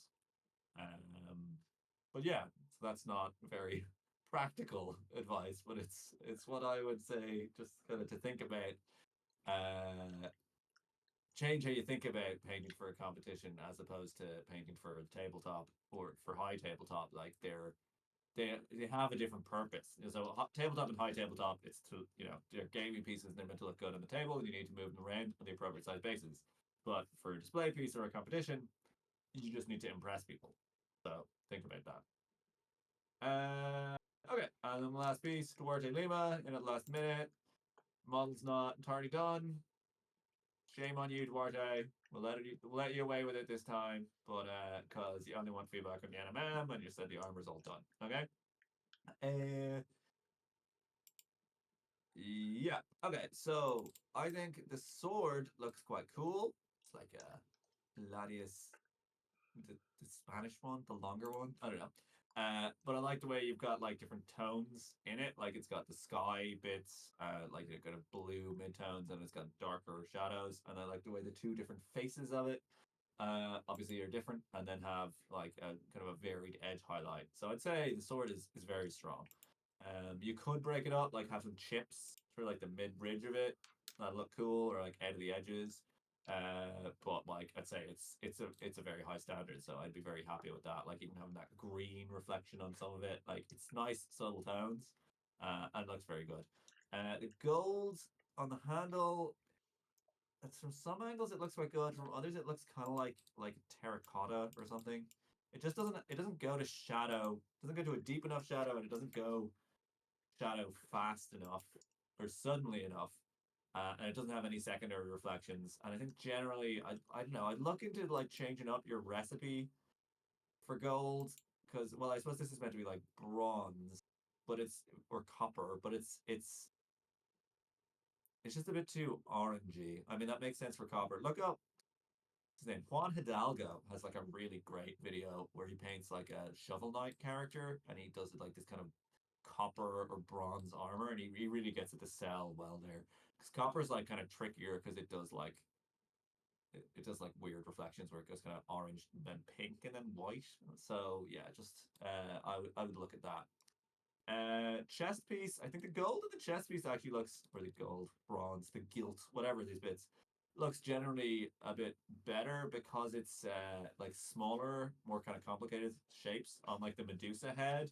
It doesn't really look very shiny down on the lower parts, but like it could be weathered, so you kind of get away with it. I think the steel on the chest plate though doesn't really look super reflective. It's more kind of like stone kind of look to it. It really needs to have like up in his corner of his chest like a big like the sun is reflecting there, kind of sell that, and then have like a really deep shadow like under his pecs and things like that. Whereas it's kind of just gray, to be honest with you. So I definitely up that.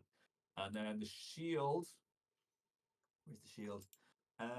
Yeah, like the shield's a bit kind of like it looks almost like water. It's a bit weird the way it's sculpted because it's flat, where shields are normally domed so that like stuff deflects off of them.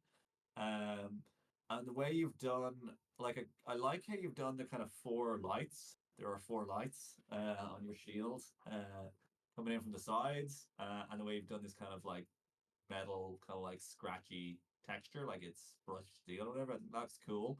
But then, like the way the highlights are on the boss of the shield, like the middle bit, and then the rim don't necessarily kind of match that super well. And especially like the boss, I mean, it's very annoying to be honest with you. I would say make this with all of the detail sculpted in it, and then try and get it to be shiny and NMM looking.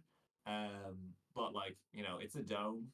It should have like really strong highlights on it, but it's got kind of nothing really apart from like you picked out a bunch of like circles on it that you're like, but the whole thing should have a reflection on it, and then you have to go and individually like outline all those little things, which is a pain in the arse. But yeah, what are you gonna do? Okay, so that would be my feedback for you, Duarte. I think Jim will probably have a thing or two more to say. Covered all my points, man.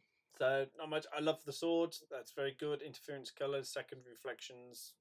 As Matt said, that's all very strong. Definitely the strongest NMM. And what makes it sell is the smoothness.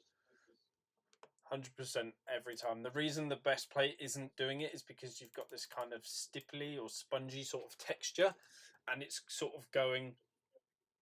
I mean, let's put separation aside for a second because I'm always banging on about separation. But as Matt said, like this whole area here just wants to be the super bright highlight, and then it falls to shadow.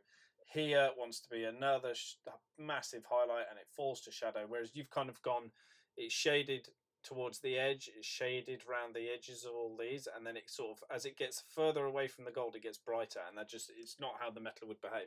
It'd be just as bright touching this gold trim here as it would be over here on this part. This would all be the same intensity.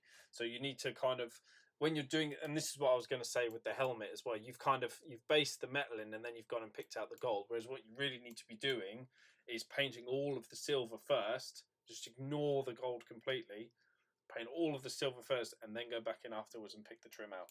It kind of feels to me that you've done them either at the same time or you've done the gold first, like you've done here. Don't just think, okay, step one, base coat on everything. Step two, shade everything. Step three, highlight everything. It doesn't work necessarily all of the time, especially when you're trying to do like hyper realistic NMM on large figures.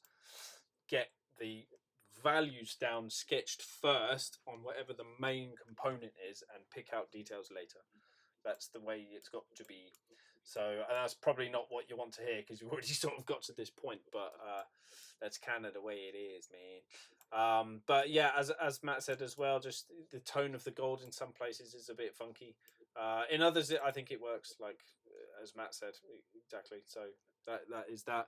Um, so and then the other thing about these would be like paying attention to secondary reflections in the armor as well. So watch out where gold would bounce or blue would bounce down, or you'd have like the ground getting into, if it's highly polished, you'd have a shadow section under the pec here, and then you'd possibly have some like brown or green, depending on what ground he's on, would be causing an interference color in the shadows of the steel as well. But smoothness is absolutely king for this sort of thing.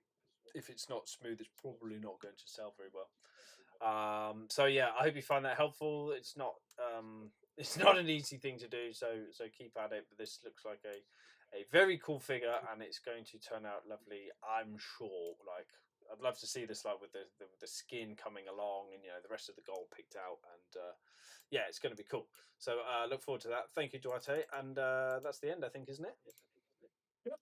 So thanks to everyone who submitted. We appreciate it. It's not easy putting your work up there for us to pick apart, but hopefully we provided some sort of constructive feedback to each and every one of you. We look forward to seeing you more next month.